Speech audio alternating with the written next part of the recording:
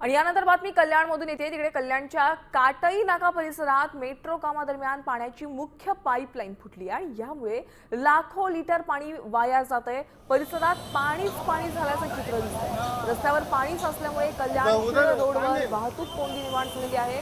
Pipeline फुटल्यामुळे Dombivli MIDC निवासी विभागासह आजूबाजूच्या अनेक परिसरातील पाणी पुरवठा पूर्णपणे बंद करण्यात आलेला आहे।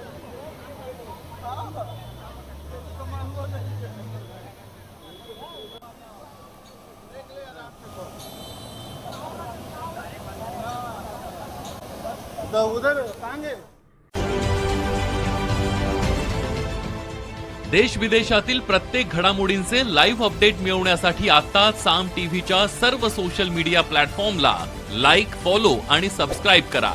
तसंच सर्व नोटिफिकेशनसाठी बेल आयकॉन प्रेस करायला विसरू नका।